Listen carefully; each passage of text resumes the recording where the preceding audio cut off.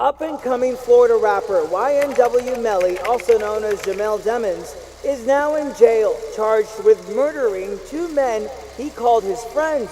21-year-old Anthony Williams on the left and 19-year-old Christopher Thomas Jr. In the chronicles of October 2018, a sequence of events unfolded that would plunge YNW Melly and his companions into a realm of profound intrigue and sorrow. Situated within the precincts of a recording studio, their convivial sojourn appeared unmarred by foreboding, yet destiny held an unforeseen tragedy in store. Following their departure from the studio, the narrative took a dramatic turn. YNW Juvy and YNW Sakchaser were subjected to a fatal encounter with gunfire, resulting in their untimely demise. This grievous turn of events cast a shroud of shock and sorrow over those within their orbit. YNW Portland assumed the somber mantle of managing the aftermath, expeditiously transporting the lifeless bodies of his fallen friends to a nearby medical facility, attributing their demise to a drive-by shooting within Fort Lauderdale, Florida.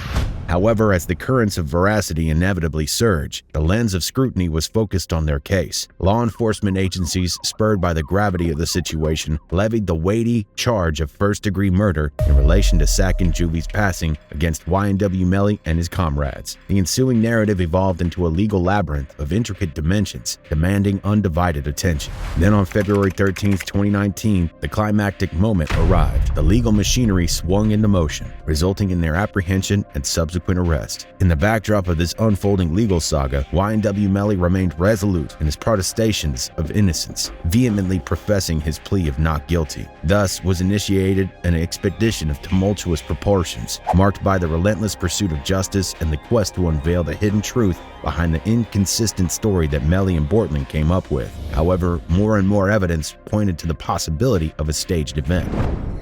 Lauren, this Florida rapper YNW Melly, as well as another man, are being held here at the Broward County Jail this morning.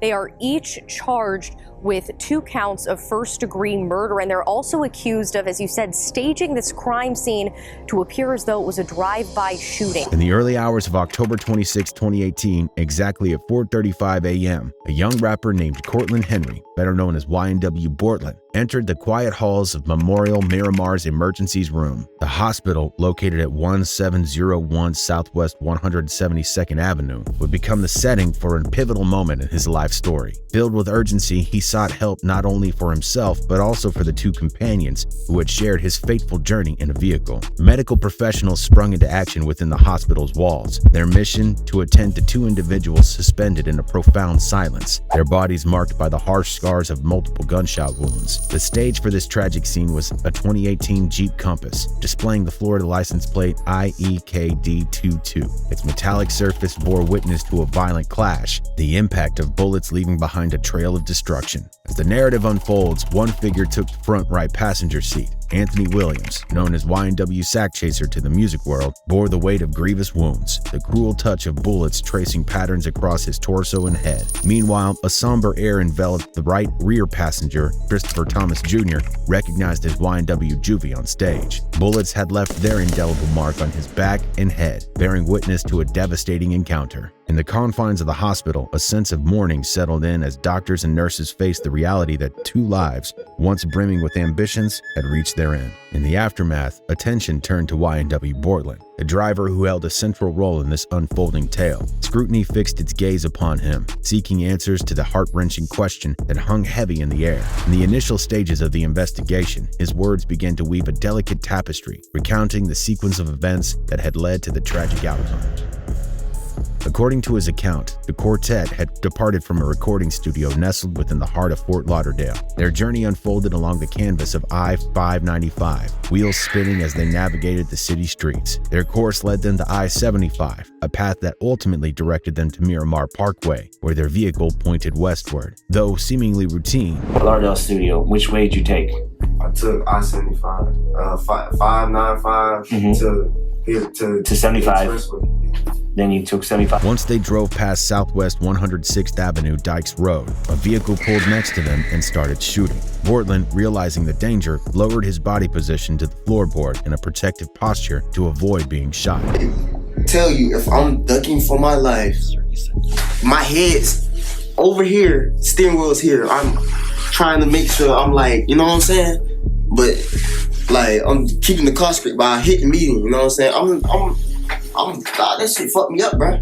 Let me ask you this. When I look up and see them, like how they looking. He stood up, but his friends Juvy and Sakchaser were hurt. If we go back just 2 hours before these two lives were lost, a story was developing, ready for a turn that would echo through law enforcement and grieving families when the truth was revealed. On October 25th, 2018, YNW Juvy and YNW Sakchaser woke up without knowing their lives were about to end. Throughout the day, they went about their usual routine, not realizing the son's journey would mark the end of their own. However, destiny had other plans. As the day progressed, a plan formed, a meeting that would leave its mark as a tragic event. Their paths converged, forming a bond stronger than friendship. YNW Borland was at the core of their group, and leading them was Jamel Maurice Demons, also known as the hip-hop star YNW Melly. Unbeknownst to them, this gathering would cast a shadow over their future. YNW constitutes a collective of childhood companions who banded together in pursuit of a brighter future. Rooted in their shared history from early years, the quartet faced the harsh realities of their environment and aspired to attain musical success as a means of transcending their circumstances. Their connection was robust, at least as it seemed to Juvy and Sakchaser. However, little did they know that their bond would soon undergo a severe test, a truth that would unravel just hours before their planned reunion.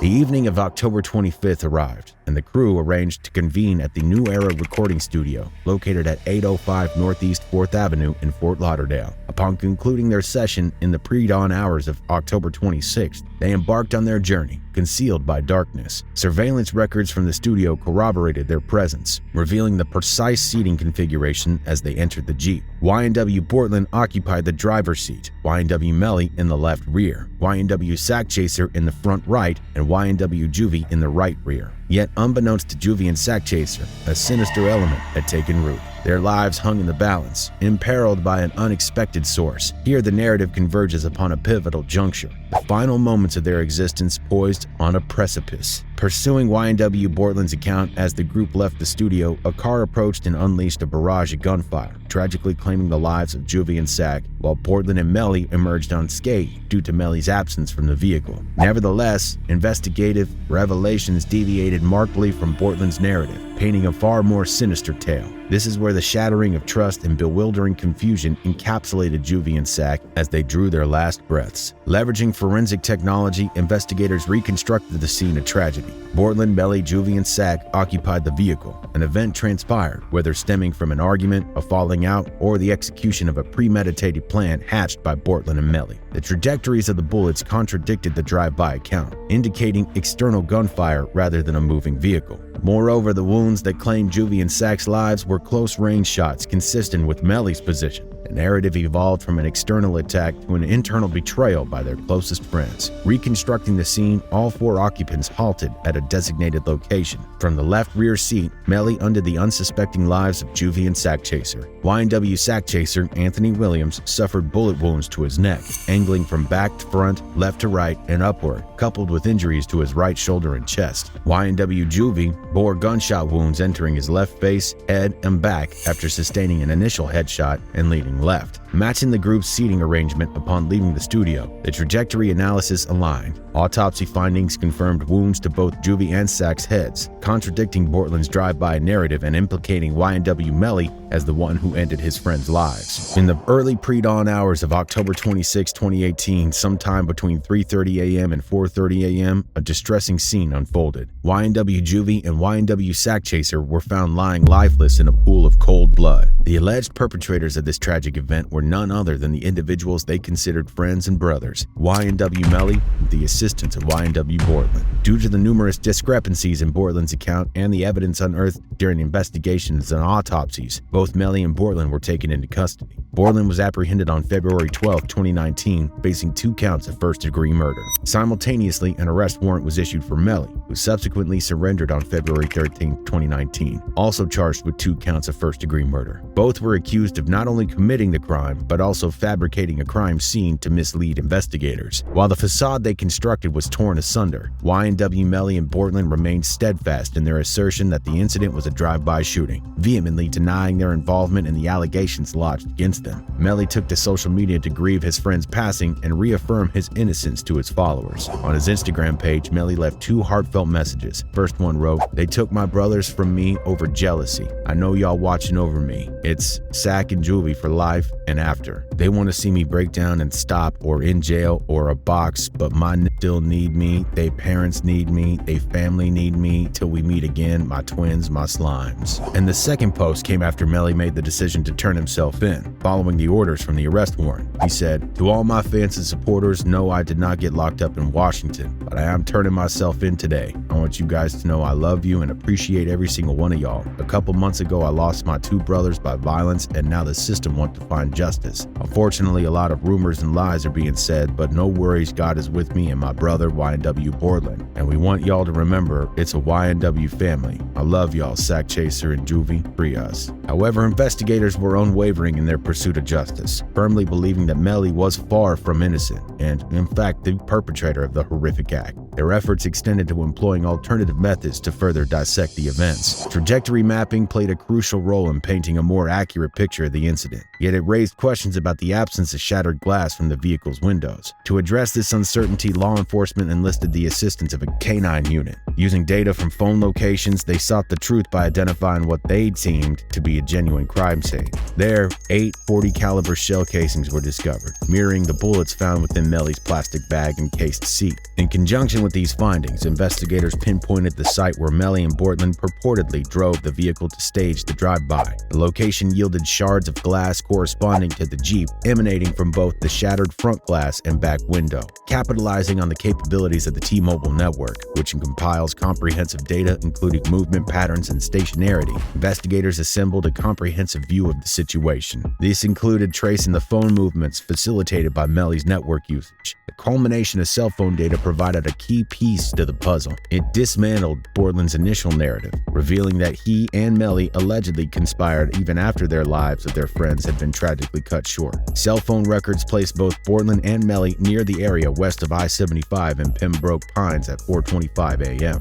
solidifying the timeline of events. Between the preceding time frame and Portland's arrival at the hospital at 4:35 a.m., Melly was disembarked from the vehicle at 4:32 a.m. What proved especially pertinent to the case was the scrutiny of phone records, revealing that both Portland and Melly continued to drive with their deceased friends still in the vehicle. This detail lent credence to the notion that they utilized this period to align their accounts. Technological advances kept bending their story, and an additional critical piece of evidence emerged, thanks to surveillance footage from the studio and the hospital. While Portland was observed leaving a studio in a black t-shirt, he appeared at the hospital clad in a different garment, a black hoodie. The black hoodie underwent meticulous examination, revealing no incriminating traces. However, the black t-shirt concealed beneath the hoodie unveiled the story investigators sought. Upon analysis, a blood-stain pattern was discovered on both the shirt's front and back. Given the gravity of the allegations, prosecutors pursued the ultimate punishment for YNW Melly, as he stood accused of perpetrating 2 premeditated murders in a methodical and calculated manner, all for financial gain. The trial of YNW Melly's double murder case started almost 2 months ago. The process of selecting the jury for DeMond's trial commenced on April 11, 2023, with the trial officially commencing on June 12, 2023. On the same day, June 12, 2023, both the prosecution and defense presented their opening statements. Prosecutor Christine Bradley, representing the state, began by asserting that Melly and Portland were responsible for the deaths of their acquaintances Sac and Juvy. She alleged that the pair attempted to stage the incident as a drive-by shooting. Bradley highlighted Melly's alleged confession to the killings through Instagram direct messages, where he responded to a question about the deaths with the words, "I did that." This shooting. And Mr. Demmons responds very succinctly, "I did that." Shh. "I did that." Defense attorney David A. Howard countered Bradley's claims by asserting that there existed no motive for DeMons to commit such heinous acts against his friends. Howard cast doubt on the strength of the state's case, characterizing it as being fraught with reasonable uncertainty. He shared his perspective on the murder investigation, emphasizing the lack of clarity in the state's explanation, suggesting that their response of "I don't know" after 4 years of inquiry indicates a lack of concrete evidence. Concluding after nearly 20 days in Broward County, Florida, the trial featured closing arguments on Thursday, followed by the jury's deliberation. Although the jury informed the judge about their inability to make a decision a few days before the final decision, the judge instructed them to persist in deliberations. Following 3 days of deliberation, spanning 14 hours, the jury was still unable to reach a unanimous decision, even after receiving an Allen charge from the judge urging them to find common ground. Further discussions, reviewing the evidence, and speaking freely amongst the jurors, we are still unable to reach a unanimous decision. So at this time, what I'm going to do is just declare mistrial, because it's mistrial, and indicate to you that. Consequently, Melly remained in custody awaiting retrial, scheduled for October. The commencement of the new trial proceedings has been set for October 2nd, 2023. Prosecutors are expected to retry the case with a fresh jury, according to the Associated Press. In an interview with Local 10, one of the jurors in the case disclosed that the hung jury was a result of a 9-3 vote in favor of convicting DeMons on 2 lesser charges of manslaughter. Initially, the vote stood to an 11-1 before being influenced by a juror characterized as explosive and manipulative, who directed homophobic slurs at another juror and swayed 2 others through her perspective. Upon retrial, YNW Melly will encounter an entirely distinct jury, comprising 12 individuals with their own unique characteristics and viewpoints. Each juror will engage in the evidence presented in a novel sequence and context, potentially leading to an altered outcome. Experts insist on underscoring that the mistrial should not be taken as a premonition of the retrial's results, as the composition of the jury can significantly impact the ultimate decision. A fresh trial will unfold featuring a new set of jurors, rendering it impossible to forecast the outcome based on the previous jury's impasse. The retrial provides an opportunity for both sides to refine their tactics and present their arguments anew before an entirely different panel of individuals. Anthony Williams, YNW Sakchaser, and Christopher Thomas Jr., YNW Juvy, met a heart-trending demise. Whether the jury aligns with Bortland and Melly's version of events surrounding their deaths or the prosecutor's account, which narrates their murder at the hands of individuals they considered brothers. As time progresses and as Melly's defense strategy unfolds, the ultimate truth regarding his and Bortland's fate will come to light. Their names could either be vindicated, allowing them to regain their innocence, or they may find themselves imprisoned, cut off from the world behind the confines of prison walls.